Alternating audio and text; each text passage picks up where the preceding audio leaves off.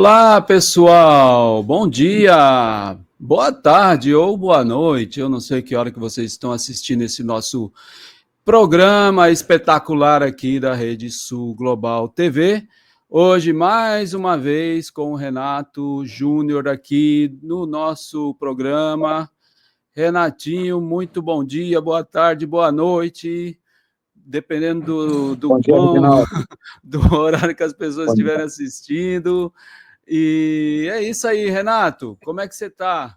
Hoje é Tudo sexta-feira, nós só dando uma satisfação para o nosso público aí. Hoje é sexta-feira, 28, né? Hoje é 28, estou até perdido. 28 de março, e o nosso programa em geral é nas quartas, mas o Renato teve um problema, nós tivemos problemas, e para não deixar o nosso público na mão e pelo respeito que nós temos a todos vocês, estamos transmitindo hoje na sexta, mas pedimos desculpa porque não pudemos transmitir na quarta, mas estamos aqui da forma que podemos e vamos lá para contribuir. Bom dia, Renato. Boa noite, boa tarde, sei lá, bom que dia. bom tudo, Bom dia, como Reginaldo. diria Bom o dia a todos tudo. aí. Boa tarde, boa noite, né? Isso, né? A gente não sabe que horas o pessoal vai assistir É.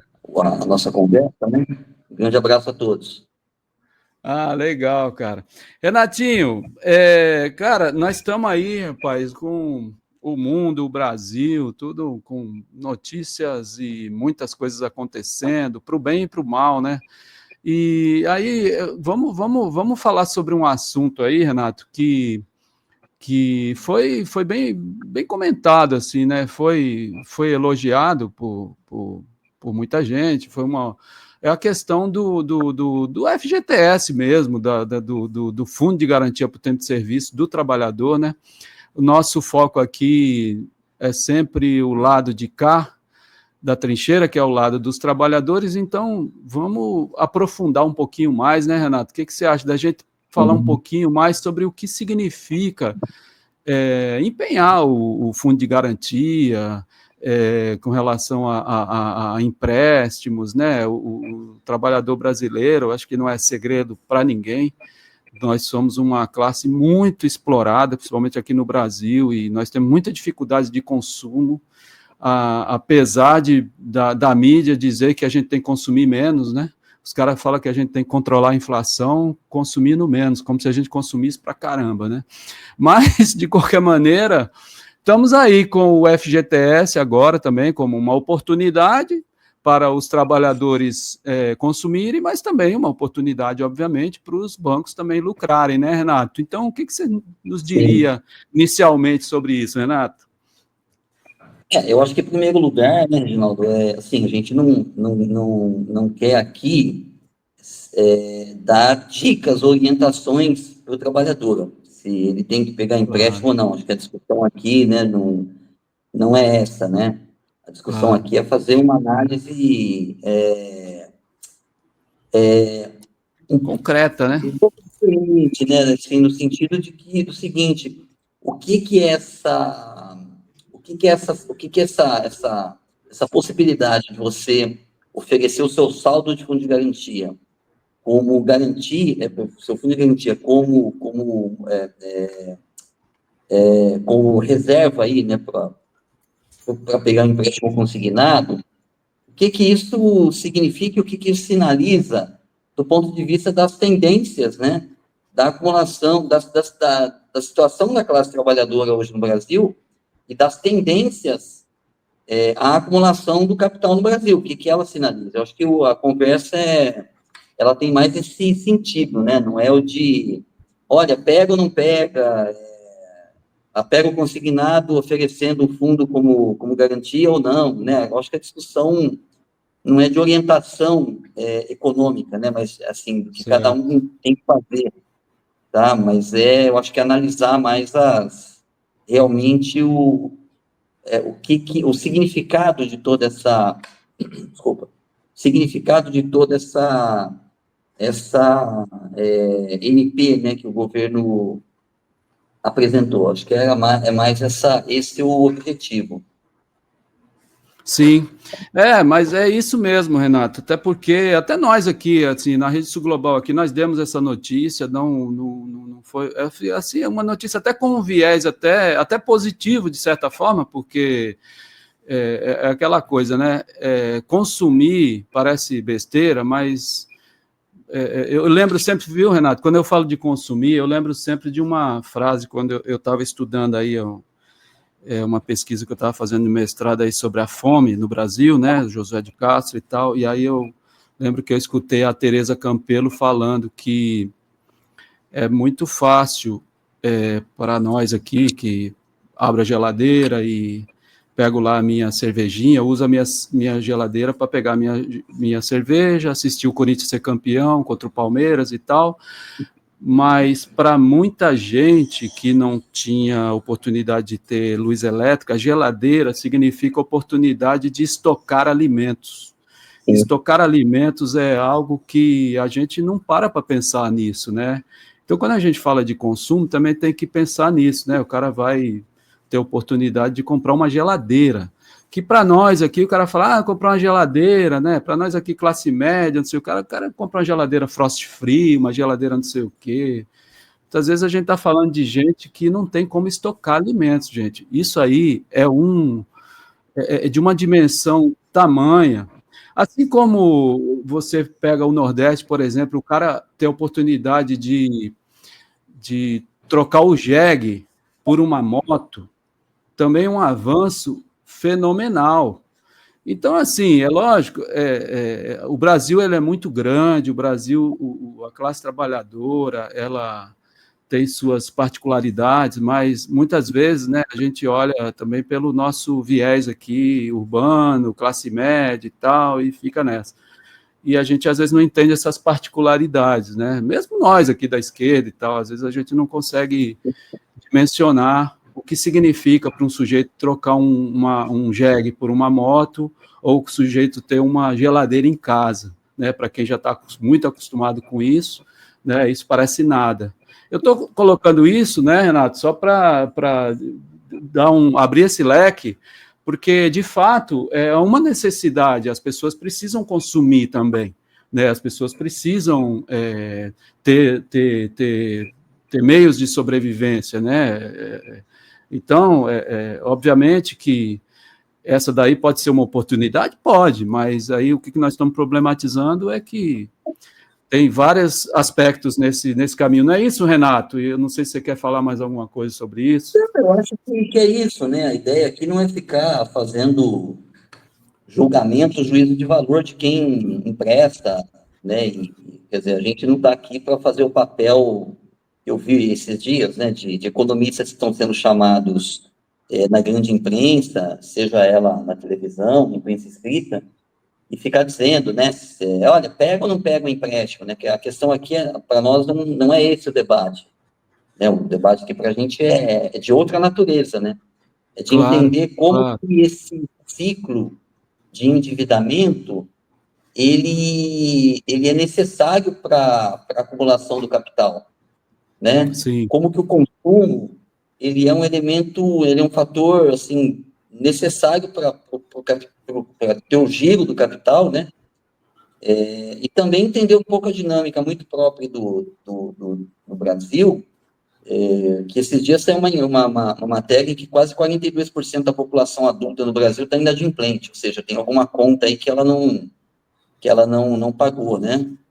Sim. Alguma conta em atraso. E normalmente quando você atrasa, aí é juros sobre juros, né? Assim, você vai renegociar a dívida, o que o banco ou que a financeira que te fez o empréstimo está cobrando, né, de você, no caso de uma renegociação, ela cobra muito mais ainda, né?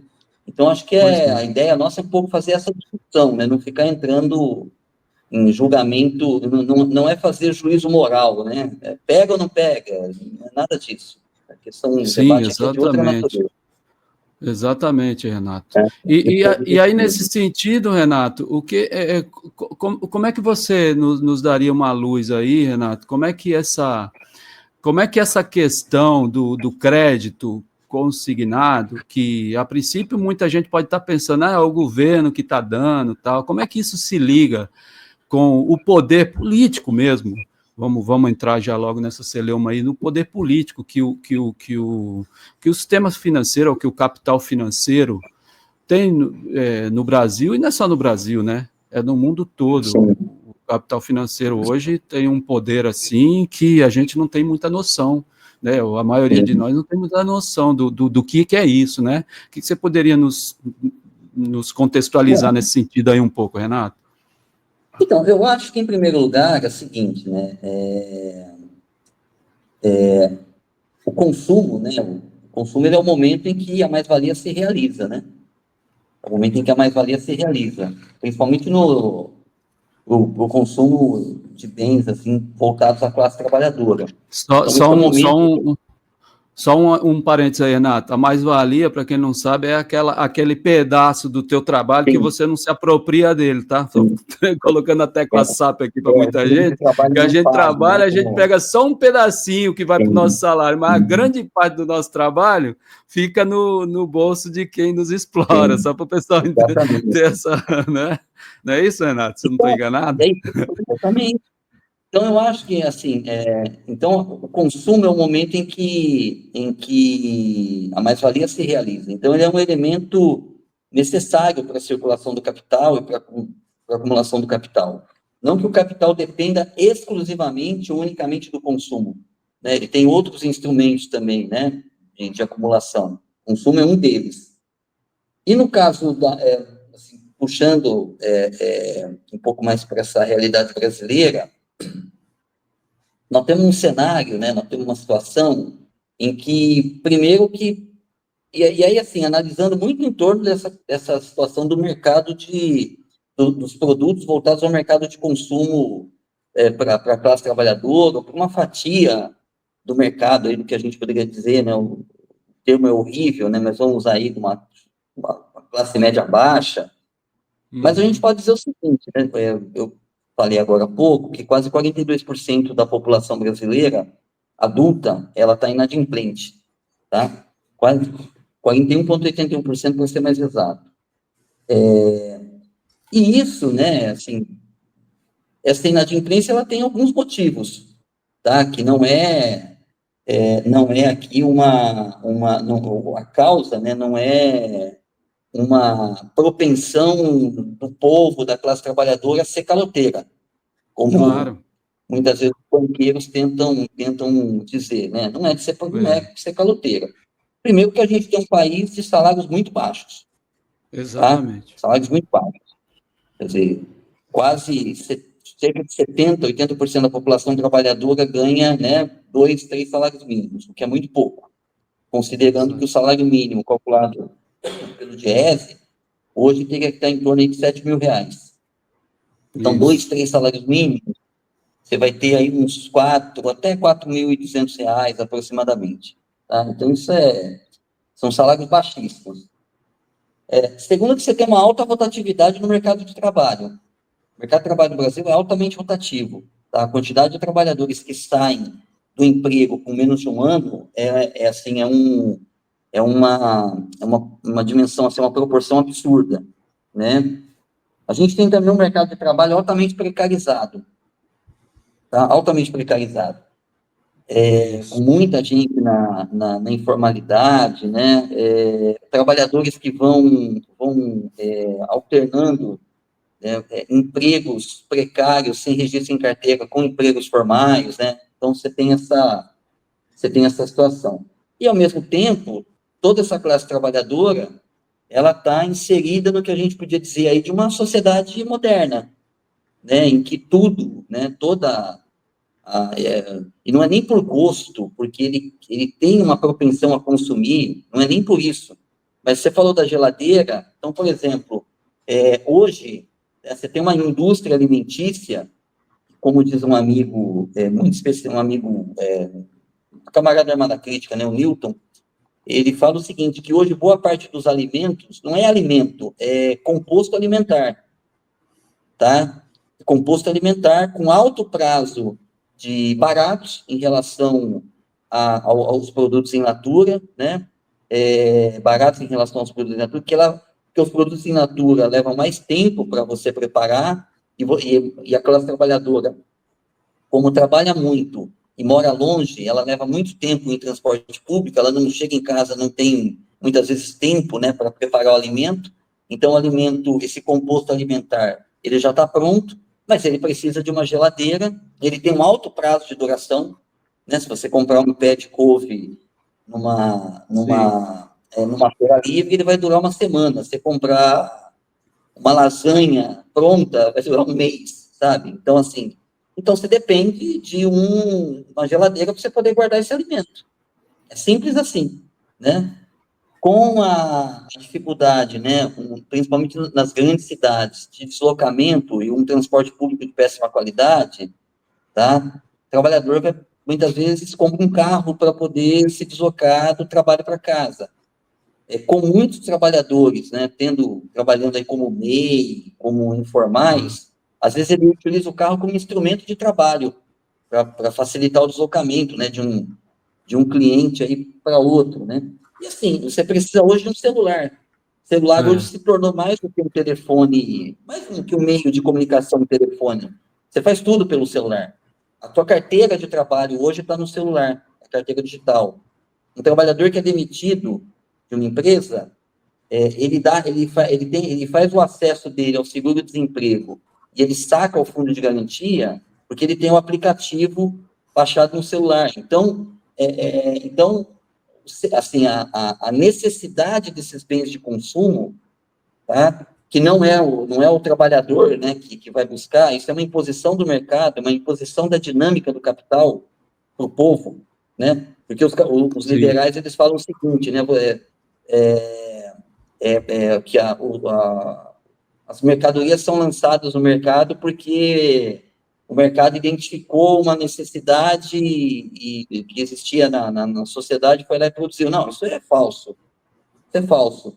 Eles criam, né, os produtos e eles colocam os produtos no mercado, né? Nenhum trabalhador foi bater na porta de uma indústria de celulares dizendo que ela tinha que produzir um celular, né, com esse modelo altamente avançado, com câmera, que você pode baixar aplicativos, em que o celular ele não é só um meio de você falar ao telefone, né, de maneira portátil. Não foi nada disso. Eles desenvolveram essa tecnologia e essa tecnologia passou a ser oferecida no mercado.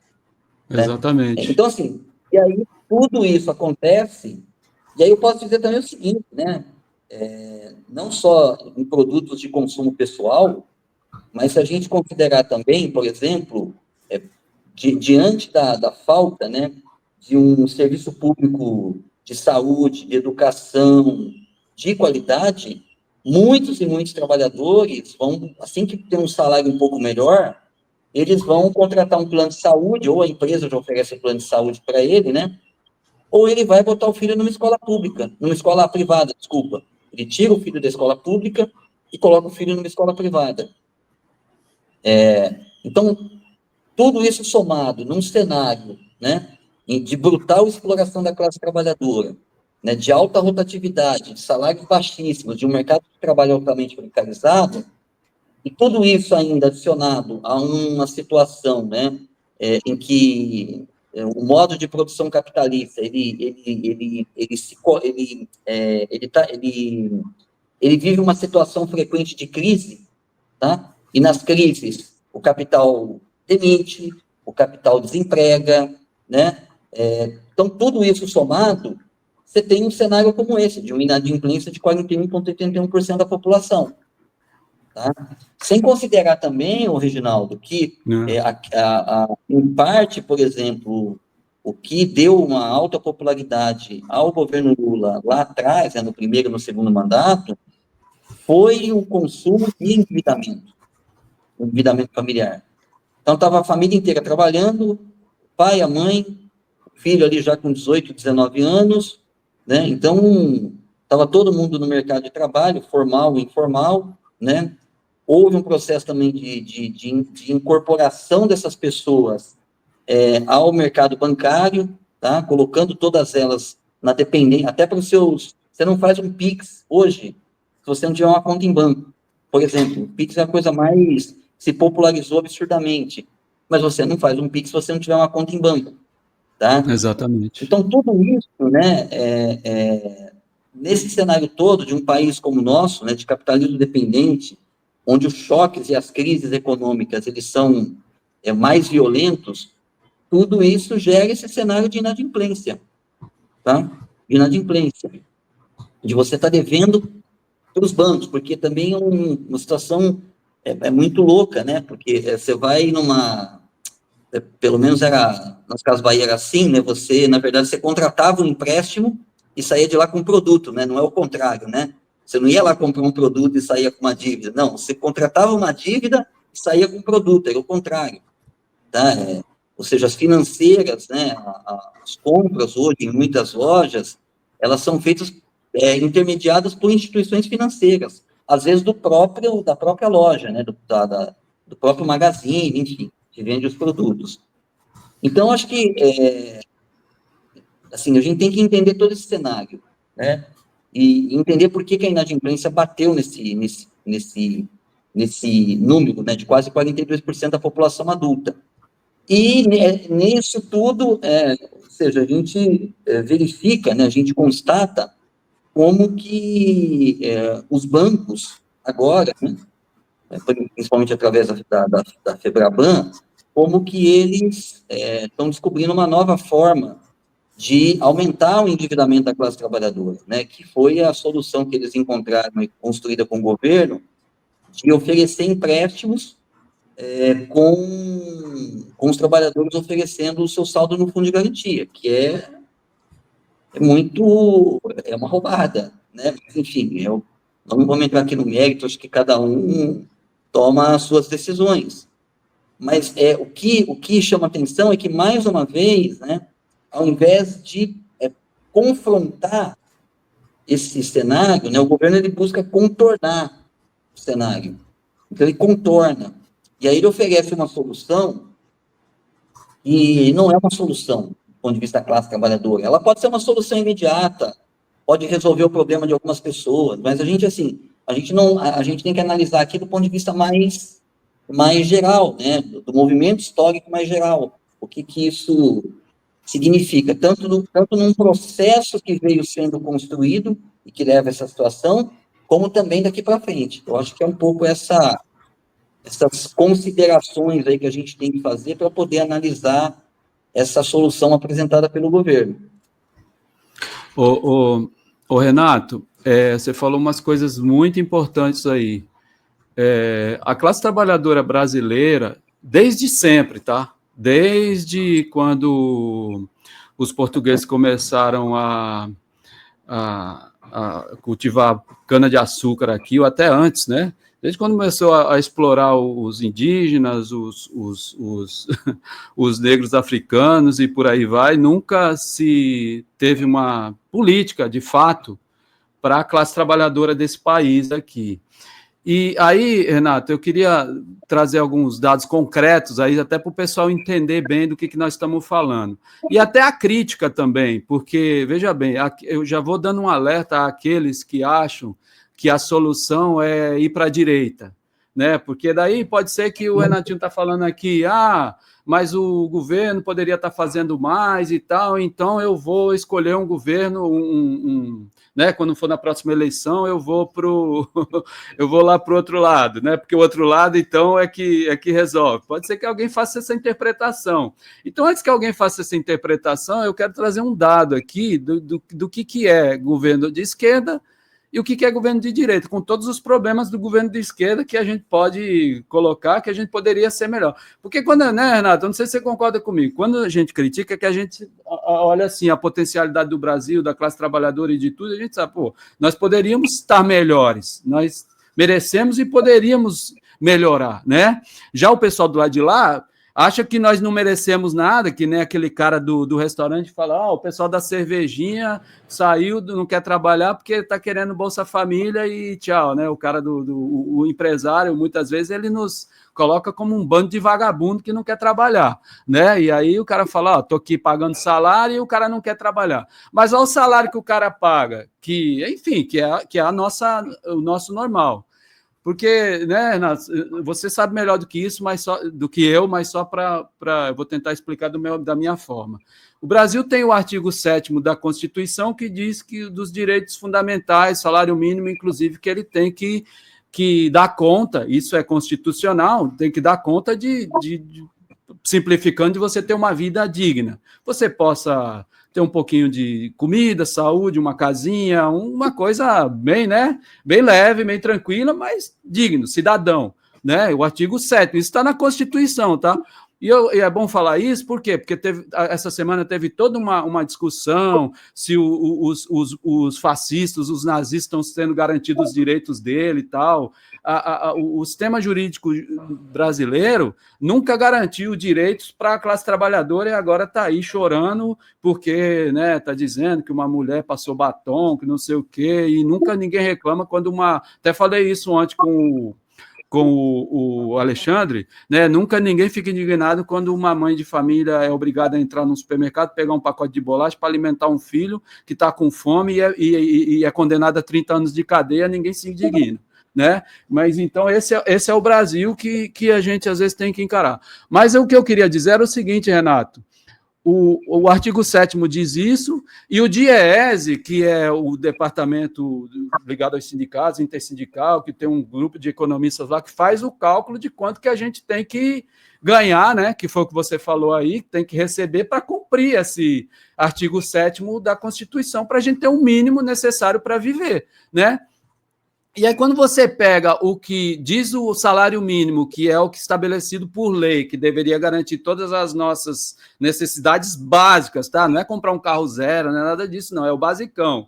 É a nossa necessidade básica, e o que é o Congresso, os governos federais, tá? Porque não é o governo Lula só, é os governos que estão aí de plantão, todos eles, tá? E aí coloca lá, estabelece nessa jogada política, estabelece como o mínimo que as pessoas têm que receber, que é tudo inconstitucional. Tá, ó, quando o Fernando Henrique, 94, né, dito como o deus da sociologia, o cara, não sei o quê, pô, em 94 o salário mínimo oficial era R$ 64,79. Isso significava, gente, em relação ao DIEESE, que deveria ser o salário mínimo naquela época, deveria ser R$ 896,63. E se pagava 64, que era o governo da direita, todo mundo fica querendo voltar. Tá? Isso dava uma diferença de 1.283% do quanto que o cara tinha que ganhar pela Constituição de 88, que já fazia um tempo que tinha sido promulgado, enfim.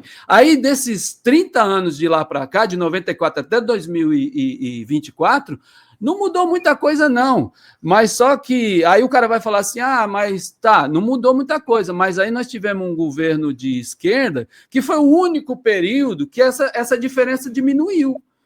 Essa diferença deu uma diminuída em relação ao DIEESE, foi nos governos de esquerda. Então, a gente tudo bem, essa diferença ainda é enorme, né? Se eu vou pegar aqui, ó, dos anos 2000, né? Pega aqui, ó, 2005, vou pegar aqui, né, 2000, até 95, a diferença era de 1.381% de um para o outro, tá? Depois de 2000, caiu para 749%, depois caiu para 510%, depois caiu para 396%, 373%. Por quê? Porque existia uma política de corrigir conforme a inflação e tal. Então, existia uma política de correção do salário mínimo, ainda que ela não chegasse, né? Mas, bem ou mal, o governo de esquerda foi lá, fez um bem bolado, como o Renatinho falou aí, que não é suficiente, né? Eu só estou dialogando com isso, Renatinho, só para o público entender que, mesmo com toda essa tragédia nacional, o melhor que nós tivemos aqui foi com governos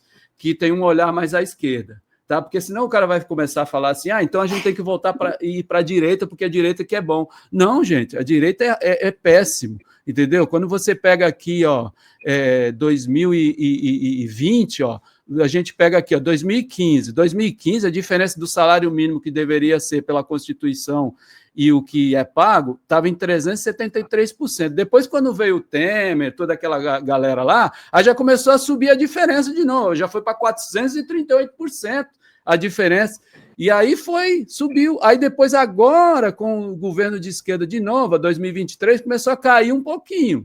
Aí já veio para 427, tá ali ainda, mas estabilizou com uma tendênciazinha de queda, mas, enfim, mas essas diferenças em 30 anos, Renato, de quase de média 500% de diferença do que a Constituição diz que é a gente ter o direito de receber, e o que o Diese calcula, né, o quanto que a gente é o nosso valor de fato, né? Então, é muito grande. Isso eu acho que explica, né, Renatinho, um pouco a necessidade das pessoas se endividarem, porque não dá para viver, não dá para viver com o que se paga. E boa parte da população brasileira ganha salário mínimo, entendeu? Então, você aí que ganha R$ 7.527, não acha que você é um ricaço, não. Você está ganhando o que a Constituição diz que é o mínimo para você sobreviver. E por isso que você se endivida também, porque você quer ter um carro zero, e aí nós estamos falando do basicão,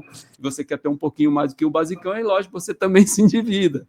Né, Renato? Então eu quis trazer um pouco de número, um pouco de concretude, para aprofundar mais esse debate, para o pessoal também não interpretar a gente mal, achar que é assim, agora vamos para o fascismo, vamos para a direita, porque os caras vão resolver, porque os caras vêm, começam a gritar, falar que não, entendeu? A gente está fazendo uma crítica à esquerda, mas consciente, a gente pode melhorar, mas voltar para o fascismo para a esquerda, nunca, entendeu? Esse é o que nós temos na esquerda, é o melhor que nós temos, podia ser melhor, podia, mas Fernando Henrique, Jair Bolsonaro, Rede Globo e seus afins, Tarcísio e seus afins, vão jogar essa diferença lá para o alto e vão mais do que isso, vão nos eliminar de fato.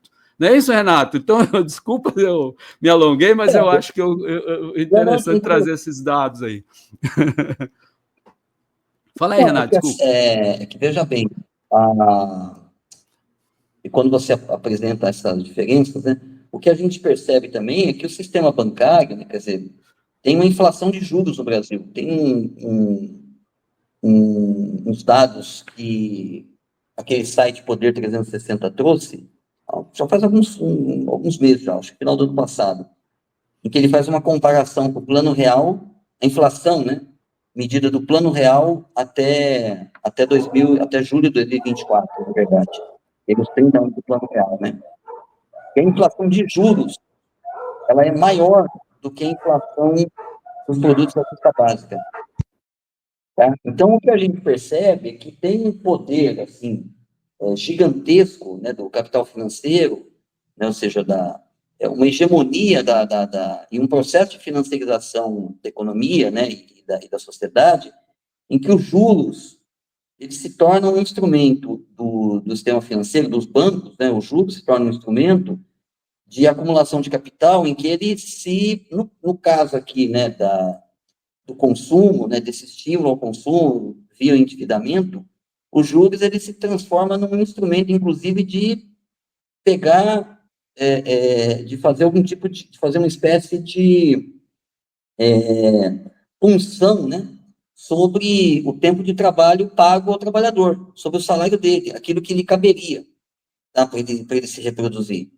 Então, não só satisfeito em absorver o tempo de trabalho não pago, né, o capital também ele se apropria do tempo de trabalho pago, tá? O que leva a classe trabalhadora a um violento processo de endividamento, que foram os dados aqui que a gente trouxe, né? Quase 42% da população adulta em situação de inadimplência, né? Tem alguma conta em atraso. E aí eu acho que assim, o que a gente precisa também entender é que esse processo, né, é um processo estrutural.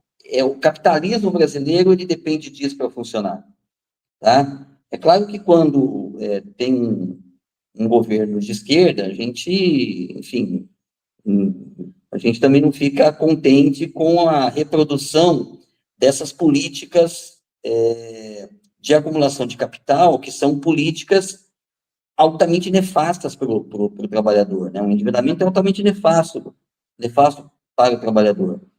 E a gente critica, a gente, enfim, aponta os erros, organiza um movimento para pressionar alguma política diferente, mas o que eu quero chamar a atenção, né, assim, se é uma política estrutural do capitalismo brasileiro, inscrita aí, enfim, todo o sistema jurídico brasileiro, você só supera isso com uma mudança estrutural, entende? Ou você constrói força política para superar isso de maneira estrutural, ou essa forma de reprodução do capital ela vai continuar existindo, né? Então, acho que essa é Exato. a Exato. questão, a questão central, tá? Porque, assim, a presidência da República, a gente tem conversado bastante, né, que a presidência da República, ela é importante do ponto de vista do papel, né, simbólico que ela exerce, e prático também, em certo sentido, que ela sinaliza para onde ela quer, para onde o país pode caminhar, né? Ela dá um norte, ela dá uma orientação estratégica, né? E o presidente da República, ele teria que se comportar muito mais como um líder político do que um gestor, tá? Mais como líder político do que um gestor. Então, é claro que uma presidência da República com um candidato, com um partido que tem apoio de setores do movimento popular, do movimento sindical, ele pode construir situações, apontar caminhos que levem a um enfrentamento a essa estrutura, né? Assim, não o governo também ele não é tão passivo diante das pressões da conjuntura, tá? Ele pode abrir cenários políticos interessantes, enfim, eu acho que ele pode fazer isso. Mas o que a gente quer chamar atenção é que o capitalismo brasileiro ele funciona dessa maneira. O capitalismo brasileiro não acumularia capital e não produziria algumas centenas de bilionários se ele não fosse baseado na precarização, nos salários baixíssimos, na alta rotatividade do mercado de trabalho, né, na informalidade. Então, ele depende disso. Capital, assim, não tem mistério.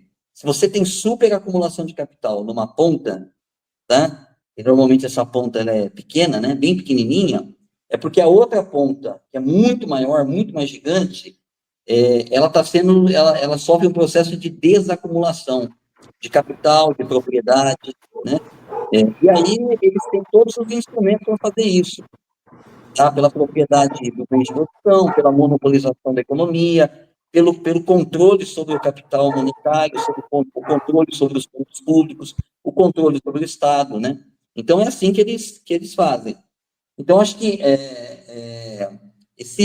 essa discussão, né, que a gente tem feito, eu acho que ela sinaliza isso, né? A gente tem que começar a questionar por que a gente tem uma situação, né, um cenário de altíssimo grau de inadimplência, tá? Quer dizer, você tem toda uma dinâmica de funcionamento do capitalismo no Brasil que ele é assim. Então, assim, ou a gente, claro que podemos tomar medidas, um governo de esquerda poderia tomar medidas um pouco mais favoráveis, né? Nesse caso do governo Lula, se a questão é aumentar, né, o consumo, e o trabalhador pode disponibilizar até 10% do saldo do FGTS dele para o consumo, para dar como garantia de dívida, por que tem que passar por um banco? Por que ele tem que fazer um empréstimo no banco e aí ele vai lá e coloca o FGTS como garantia? Já que a ideia é aumentar o consumo, por que já não libera? Porque é do trabalhador esse dinheiro do FGTS.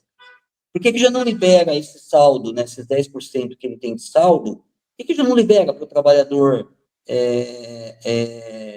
o saldo de conta de fundo de garantia dele? Já não libera para ele, né, na conta corrente direto dele, para ele ou pagar uma dívida, ou consumir, ou comprar alguma coisa que precisa? Por que tem que passar pelo sistema bancário, né? Eu acho que essa por exemplo, o governo precisaria fazer isso, tá? Precisaria fazer isso. Tem fazer isso que eu quero dizer, é colocar os bancões aí, né, os grandes bancos comerciais, né, Bradesco, Itaú Unibanco, Santander, o próprio Banco do Brasil, né, como condição para ele liberar o fundo de garantia. Então, acho que essa é uma primeira questão, né? Segunda questão, Reginaldo, é que, assim, os bancos, eles ignoram completamente esse cenário que a gente tem discutido, do porquê da inadimplência, que tem a ver com a alta inadimplência, que tem a ver com as crises capitalistas, um país em que a superexploração da força de trabalho é a norma, né? E aí eles embutem uma ideia de que precisa cobrar taxas de juros muito altas porque o risco de inadimplência é muito grande, mas eles não falam que o risco da inadimplência é grande, porque o mercado de trabalho no Brasil é altamente precarizado, salários baixos, como a gente tem conversado. E aí, assim, o que me parece muitas vezes é que, não sei, eu não sou economista, mas o que me parece é que eles cobram juros altos, tá? Porque eles têm a garantia de que esse dinheiro vai ser devolvido. Se eles não tivessem a garantia de que o dinheiro que foi emprestado vai ser pago de uma forma ou de outra, com penhora de bens, né, com utilização do fundo do teu saldo do fundo de garantia, eles não cobrariam juros tão altos. Como eles têm as garantias que o Estado oferece, né, de que eles vão recuperar o dinheiro emprestado de alguma forma, eles podem cobrar juros altíssimos. Né? Então, acho que tem essa situação também, né? Assim, porque o mercado bancário no Brasil é altamente cartelizado.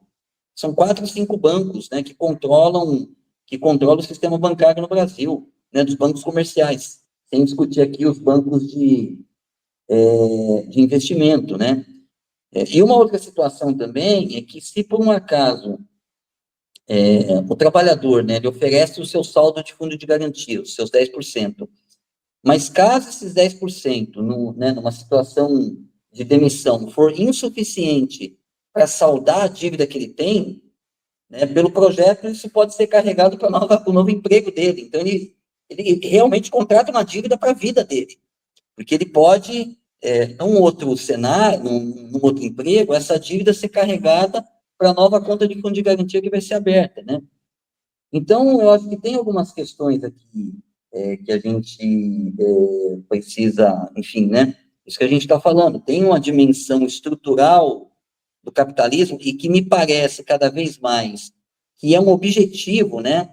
Essa cobrança de juros altíssimas, cada vez mais pelos bancos, parece ter realmente como finalidade criar uma sociedade de trabalhadores endividados. Esse que é o objetivo dos caras. É eles conseguirem se apropriar, né, tá, de fundos públicos, de fundos privados. Fundos privados seria aí, enfim, né, o que os trabalhadores dispõem, né, dos seus salários, dos seus rendimentos, a serviço do capital bancário. Porque o lucro do banco é isso, e a atividade do banco é isso, essa, né? A atividade do banco é concentrar dinheiro, concentrar capital na sua forma mais abstrata, tá? Que é essa ideia de que enfim, essa ideia de que o dinheiro tem que estar no sistema financeiro, né? Então, acho que é esse o debate que a gente precisa fazer, né? Entende? De como Sim, que o capitalismo provavelmente, né, dominado aí nesse cenário pelo sistema bancário, como que o capitalismo, o objetivo dele é esse mesmo, né, criar uma sociedade de gente endividada, tá? Que pode escapar de uma dívida aqui, mas acaba assumindo outra lá, né? Então, acho que esse exatamente. é um debate importante que a gente precisa fazer, né? É, E como que isso se reflete num país, que a gente está conversando aqui, né? Um país como o Brasil, com um alto grau de precarização, de rotatividade no emprego e de salários baixos. Baixos exatamente. em relação à necessidade Isso, que os trabalhadores teriam, né? Que receber, claro. que Ô, recebem ô, ô, efetivamente. ô, Renatinho, eu vou apimentar um pouco esse debate aí, porque assim, vou trazer também para o nosso lado aqui, para nossa, trazer essa bola para a gente matar no peito aqui. A gente que eu falo, a gente aqui do andar de baixo da militância mesmo de esquerda, ou do pessoal que sustenta o governo por baixo, enfim, porque de fato você tem razão, talvez eu acho que muitas coisas o governo de fato acho que deveria ousar mais várias situações, né? Eu tenho algumas questões que eu acho que poderia realmente, mas também eu acho que nós aqui do andar de baixo, a gente também tem que parar, não sei o que você acha, eu estou trazendo até para quem está nos assistindo aqui também pensar junto com a gente. da gente ficar também só em discussões morais, em discussões bonito ou feio, mas trazer a concretude das coisas e trabalhar melhor com o que a gente tem, trabalhar com mais racionalidade e até estudar mais também, porque eu acho que muitos de nós também estamos precisando conhecer melhor o Brasil, as nossas, o que está aí de possibilidades para a luta, para a gente mobilizar, para a gente colocar as contradições, porque as contradições estão aí. E dentre essas contradições, eu vou destacar umas aqui, que eu acho que a gente poderia trabalhar com elas, os sindicatos, os movimentos sociais, aqui a gente poderia pressionar o governo, se nós não vamos mudar a ordem estabelecida para o socialismo, mas dentro dessa ordem tem coisas que estão escritas ali que a gente poderia cobrar. Uma delas é essa questão do salário mínimo, do cumprimento da lei. Eu acho que, por isso que eu trouxe o debate um pouquinho só, né, do debate do que foi colocado agora, do pessoal reclamando que os direitos do Bolsonaro não estão sendo cumpridos, tá, mas e o direito de 40% da população carcerária que está lá presa, sem julgamento, e ninguém olha para elas, né? Então, nós temos um monte de contradição que eu acho que a gente tem que jogar na cara desses caras aí, né? Isso para falar de sistema jurídico e do nosso da lei. Mas aí você vem na Constituição de 88, ó, aí você falou de sistema bancário. A Carta Magna, Renatinho, ela estabelece, segundo a Constituição de 88, acho que essas coisas a gente tem que trabalhar, viu? Ela estabelece o seguinte, alguns princípios gerais para a ordem bancária, para a atividade bancária, e a gente deveria prestar atenção nisso. Por exemplo, o artigo 170 ela fala o seguinte, ó, que a ordem econômica deve assegurar, olha só, a existência digna a todos, baseando-se em princípios como função social da propriedade, incluindo recursos financeiros. Então, isso tem que ser cobrado, e não é cobrar aqui, é cobrar o que está lá escrito, tá? Estou falando do que está escrito. Livre concorrência, com regulação para evitar abuso, ou seja, os bancos estabelecem monopólio. Eles falam oligopólio, sim, monopólio e tal. Então, tudo isso, gente, assim, são coisas que eu acho que a gente da esquerda, a gente pode, dentro dos marcos legais, e tem mais, ó. No inciso 4 fala, livre, já falei, né? O 4, o 5º fala que é a defesa do consumidor aplicável a clientes e a clientes bancários, ou seja, essa coisa desses spreads bancários aí que os caras fazem abusivos. Eu acho que isso dilapida o consumidor. O artigo 192, que ele depois foi revogado em 2003, tá? Ele determinava, ó, essas coisas passam batida, a gente não vê, mas ele determinava que o sistema financeiro nacional fosse estruturado para promover o desenvolvimento equilibrado do país e servir aos interesses da coletividade. Aí, em 2003, isso foi revogado. Quer dizer, isso a gente, da esquerda, a gente tem que prestar atenção nessas coisas e lutar para que coisas como essa, entendeu? Não ande para trás, assim como a gente luta contra a privatização, contra não sei o que em abstrato, mas, pô, vamos lá para uma questão concreta e vamos cobrar com argumentos. Aí você vem, eu estou me atendo um pouco nisso para o pessoal, para ficar registrado, para o pessoal se ligar também, tá? Ó, você pega a lei lá de trás, tá? Que ainda vale, ó, que é a lei 4.595 de 64, da época do regime militar, ainda lá quando os caras fizeram o golpe. Ó, o artigo 17 define que é o seguinte, ó, que as instituições financeiras, como entidades que elas intermediam recursos financeiros sujeitas a controle estrito para garantir estabilidade e cumprimento de sua função social. Presta atenção, função social, sistema bancário.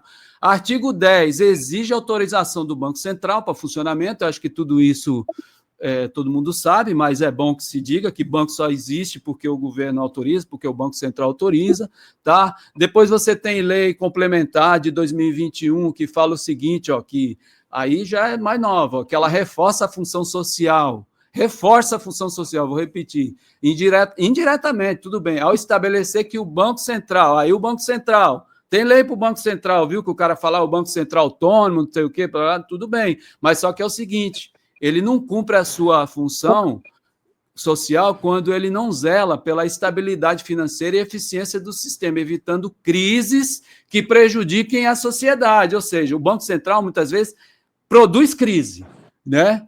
promover o pleno emprego e reduzir desigualdades, alinhando-se à justiça social. Isso é função do Banco Central. Vou repetir, promover o pleno emprego e reduzir desigualdades, alinhando-se à justiça social. Isso é função do Banco Central estabelecida em lei, tá? Aí tem ainda Código de Defesa do Consumidor, que é de 90, que também aplica-se às relações bancárias, quanto a cliente consumidor, porque ele exige transparência em contrato, veda prática abusiva, juro excessivo, que é o que você está falando aí, tá? Vincula, aí depois tem a lei de lavagem de dinheiro ainda, tá? Que vincula a banca ao controle de crime financeiro, que obriga a monitorar transações suspeitas, por quê? Para proteger a função social de proteção à economia nacional, tá? E aí tem que reportar isso tudo ao COAF, que é o órgão que fiscaliza. Aí tem ainda o Marco Civil da Internet, que é de 2014, que também afeta banco digital, porque tem que garantir a neutralidade da rede, evitando discriminação e acesso aos serviços financeiros. Também tem isso, que é o Marco da Internet. Então, gente, assim, o sistema bancário, ele também está ligado, eu falei tudo isso, só para dar uns exemplos, que ele está ligado a essa questão da função social. O banco tem uma função social bancária, que está estabelecida em lei. Tá? Se é cumprida, a gente sabe que não é. Tá? Então, assim, Renato, eu estou jogando tudo isso porque eu acho que no bojo dessas nossas lutas, das nossas reivindicações, nós temos que incluir tudo isso. Agora, anteontem, eu não sei quantas pessoas viram, que o governo acabou fazendo um acordo que durou 2 anos de negociação para estabelecer que a Eletrobras, que o governo federal possa colocar 3 pessoas lá no conselho de administração, porque quando privatizaram a Eletrobras, o governo, que tem 40% das ações, que é minoritária, mas é a maior parte das ações em mãos de uma pessoa só, no caso do governo, é 40%, ele só podia colocar uma pessoa no conselho fiscal. O conselho lá fiscal da Eletrobras são 10 pessoas. Ou seja, ele tem direito a 10% só do conselho, do poder político da Eletrobras, é 10%, tendo 40%. Aí o governo brigando lá agora, porque tudo isso, gente, quem fez foi Bolsonaro, Guedes e aqueles caras, tá? Aí agora esse governo aqui conseguiu colocar 30%, mas ele tem 40% das ações, só que ele põe 30% com muito esforço, brigando com o capital financeiro, que é quem manda na Eletrobras hoje, é o capital financeiro, tá? BlackRock e outras aí que eles se juntam. Ou seja, o povo brasileiro tem 30% da Eletrobras e os 70% está com capital financeiro, que eles se juntam, eles falam que é 10% para cada um, mas eles se juntam tudo e viram uma coisa só, é o crime da mala. Tá? Então, são coisas como essa, que isso passou batido, a gente também não se mobiliza. Então, eu estou trazendo para nós também, viu, Renato? Assim, nós, todas as organizações, não estou falando de uma organização específica, não estou falando de ninguém, tá? Eu estou falando nós, a esquerda, de modo geral, tanto os ultra-esquerda quanto os mais moderados, todo mundo, eu estou trazendo para a nossa reflexão para a gente reivindicar essas coisas, para a gente ir para a rua também por essas coisas, porque são essas coisas que efetivamente... Não sei o que você acha, Renato, mas eu estou meio nessa pegada de trazer concretude para as coisas, não ficar só na abstração, tá? Porque a abstração é legal, porque conscientiza, tal, não sei o quê, mas tem coisas aí que a gente pode cobrar, gente, você não está fazendo, né? Está escrito aí, vocês não estão fazendo. O Banco Central tem função, não está fazendo. Os bancos têm... Está lá estabelecido algumas coisas. Faça, né? E vocês fazem o que vocês querem. O que você acha, Renato? Então, eu acho que você traz um debate aí, Reginaldo, que é uma contradição entre o que diz a lei, né, a norma escrita, e que, em tese, regulamentaria, né, o funcionamento da sociedade, e a norma real, né, que é a realidade mesmo, né, que é o funcionamento real do Estado, da economia, enfim. Eu acho que, assim, você traz um debate, né, que vai nessa direção. Eu vi uma tirinha esses dias atrás, né, que chega um pupilo e pergunta para o mestre, né, se no capitalismo realmente todos somos iguais, né? Aí o mestre fala, realmente somos todos iguais, mas o critério de desempate é o dinheiro, né? Esse que é o critério de desempate no capitalismo. Então, acho que a gente pode dizer a mesma coisa quando a gente discute a norma discute a norma escrita, a contradição, né, entre a norma escrita, o que está na lei, e a norma real, o que de fato acontece na realidade, né? Porque, assim, toda a Constituição num Estado capitalista, né, num país burguês, ele jamais vai dizer, né, a Constituição jamais vai dizer que é o seguinte, ali vai interessar ali o que prepondera o interesse do capital, o que prepondera o interesse dos monopólios, não, jamais vou falar isso, né? Então, eles vão edulcorar ali a Constituição com palavras bacanas, né? É claro que a Constituição também, toda a Constituição, né, ela expressa uma relação de força, né, na sociedade. Então, a gente também não pode menosprezar o fato de que o SUS, por exemplo, com todos os problemas que a gente pode identificar, mas aquilo que ele oferece de assistência mínima à saúde da população é fruto da Constituição de 88, que foi uma correlação de forças que favoreceu pequenos avanços. A mesma coisa o seguro-desemprego, né? Então, acho que o direito, né, das populações indígenas e quilombolas a reivindicarem suas terras ancestrais também foi aberto pela Constituição. Agora, veja a dificuldade que tem para os povos originários do Brasil conseguir, né, o direito à sua terra, né, à sua terra ancestral, os quilombolas, em relação ao que os bancos conseguem, por exemplo, né? Enfim. Exatamente. É o poder político, então, né? assim, a norma real, ela prepondera sobre a norma escrita no capitalismo, tá? Exatamente. Porque a norma escrita, ela vai definir algumas questões. A norma escrita no Brasil, ela fala, como você mesmo disse, são direitos sociais, né? E outros que vierem a existir, né? Lá no artigo 7º, tem um monte de direitos da classe Tem um trabalhadora, né? monte. Assistência à saúde, seguridade, educação, assistência social, cultura, enfim, direitos trabalhistas, tem um monte Mas só que essa norma escrita, né, ela não, nesse aspecto, ela não prepondera em relação à vida real, porque a vida real exige, né, do capitalismo, e exige para a acumulação do capital, que essa norma escrita seja ignorada, tá? Ou o que Exatamente. eles podem fazer também é o seguinte, eles privatizam o serviço público, que a gente sabe que vai piorar. Porque o que diz a Constituição? Você tem que garantir o acesso à saúde pública, ou à escola pública. Aí eles vão lá e falam, não, a gente está garantindo o acesso, só que vai ser por via privada. Entende? Então, acho que você coloca um debate importante, que é essa contradição, né, entre o que está escrito e o que de fato acontece, né? Exatamente. E aí eu acho que o que a burguesia, né, os seus ideólogos, eles vêm tentando fazer, né, em alguns aspectos até conseguindo, desde a Constituição de 88, é apagar da classe trabalhadora a noção de direito, de que eu tenho direito. É um esforço que Exatamente. eles vêm fazendo, de apagar, de eliminar, né, da consciência do povo a ideia de que nós temos direitos, tá? Direitos sociais, direitos trabalhistas, direito à vida, direito a um ambiente de trabalho saudável, direito a um ambiente geral, né, igualmente saudável, acesso à água tratada, acesso a saneamento público, tudo isso já está sendo mais ou menos incorporado na consciência do povo como direito, tá? Como um direito, né? Então, e aí eu acho que nessa contradição, independente da norma escrita, né, dessa contradição entre a norma escrita e a norma real, a gente tem que se mobilizar, né? A gente tem que se Exatamente. organizar e a gente tem que ir para a luta, né? Independente da norma determinar alguma questão, né, algum ponto específico, né, do que a norma escrita garante, mas a tarefa nossa é a gente se organizar, né, e lutar.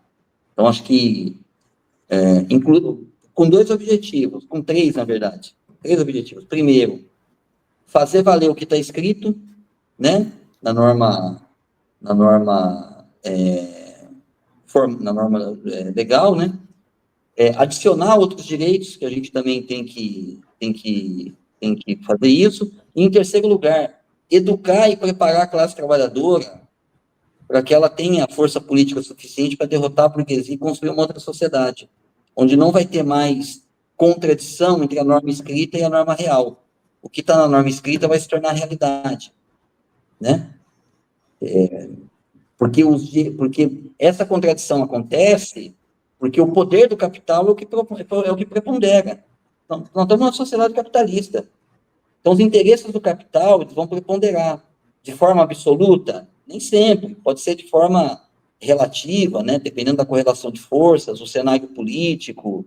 Né? Então, eles vão ter algumas dificuldades em impor a sua norma de forma absoluta. Mas, de qualquer maneira, o que vai preponderar é o interesse do capital, tá? Em maior ou menor medida. Nesse sentido, eu acho que o que a gente precisa, então, é construir força política e social para tirar o poder do capital, e você só tira o poder do capital se você tiver força política para isso, né? E se você colocar sob o controle do povo, né, do Estado, todos os instrumentos de produção, né, os instrumentos de trabalho, né, ou seja, socializar os meios de produção e colocar a serviço da sociedade, tá? É só dessa maneira que você consegue, e que aí sim você vai colocar, vai fazer com que aquilo que está definido em lei se torne realidade. Então, acho que é esse o caminho, né? Nós não temos saída. Ou seja, a construção de uma outra sociedade.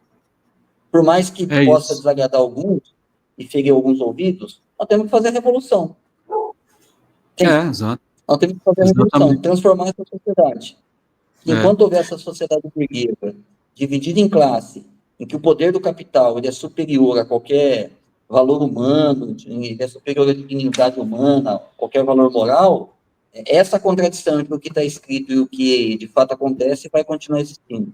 Eu acho que esse é o recado aí que a gente pode deixar, né, para essa nossa conversa.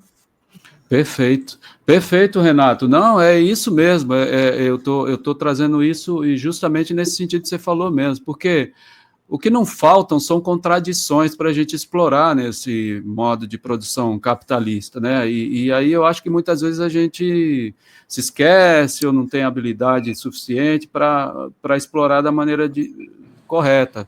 Então eu estou trazendo esse chamado aqui, porque aproveitando que as pessoas vão assistir, muitas pessoas vão assistir, inclusive pessoas de organizadas, não organizadas, enfim, para que reflitam. Né? Não precisa concordar com tudo que eu estou falando aqui, ou que você está falando, mas a gente precisa refletir que, de fato, as mudanças precisam ser feitas e existem caminhos e caminhos, tanto que cada um aí, às vezes, suas organizações fazem, né, análise de conjuntura ou análise dos caminhos diferentes, tudo bem, mas eles devem convergir né, Renato, assim, da mudança estrutural do país para que nós tenhamos, de fato, o povo, os trabalhadores tenham vida digna. Né? Eu acho que esse é o principal objetivo, que a gente possa, né, não ser mais explorado, acabar com essa questão da exploração. Né? Esses são os objetivos que devem convergir nesse sentido. Né? Não sou eu que digo isso, né? A literatura, o próprio Karl Marx fala que né, o capitalismo vai produzindo as suas contradições, vai produzindo as suas contradições, e isso está dado. Né? Esse capitalismo que o Renato acabou de dizer aqui produz as suas contradições e dá um jeito de estabelecer um poder político muito forte para manter o sistema, apesar das contradições, enganando todo mundo, né, ou pela força, ou pela ideologia, ou seja lá pelo que for, né, e aí a gente, é isso que você falou, a gente acaba acreditando que nós não podemos, né, e é nesse sentido, Renato, até para a gente acabar aqui, eu quero emendar, dizer o seguinte, que esse canal aqui, o Rede Sul Global TV, ele tem esse objetivo também, tá? Assim, lutar para a gente ter vozes aqui, aproveitar esse espaço que é dado pelo YouTube, que também é uma é um espaço privado, pertencente a grandes grupos econômicos, mas que está aí também, que a gente pode cunhar um espacinho aqui para falar com algumas pessoas. Não somos a Rede Globo de televisão, não somos essa mídia hegemônica, que também está aí como uma espécie de quarto poder para justamente uma linha auxiliar ou propagandear realmente o capitalismo, propagandear essa exploração e fazer com que a exploração se perpetue.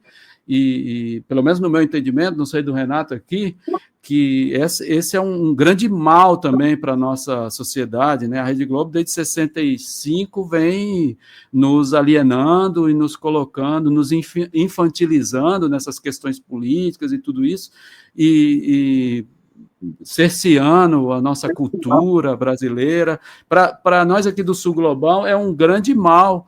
Então, assim, eu acho que você que está nos assistindo, gostando ou não gostando da gente aqui, reproduz esse conteúdo, compartilha, não só da gente, mas de outras pessoas também que fazem coisas parecidas e que também contestam o status quo, porque nós precisamos desenvolver novas formas de comunicação, novas formas de educação, como disse bem o Renato, né? E esse é um dos espaços, esse é um dos esforços que nós estamos aqui fazendo dentro das nossas possibilidades, e por isso eu peço para vocês aí, fazendo uma propaganda que não é bem uma propaganda no estilo capitalista de ter lucro, nada disso não, é no sentido da gente realmente multiplicar as vozes dissonantes, multiplicar aqueles que pensam diferente, aqueles que... O debate, você vem aqui, está convidado a debater, a comentar, enfim,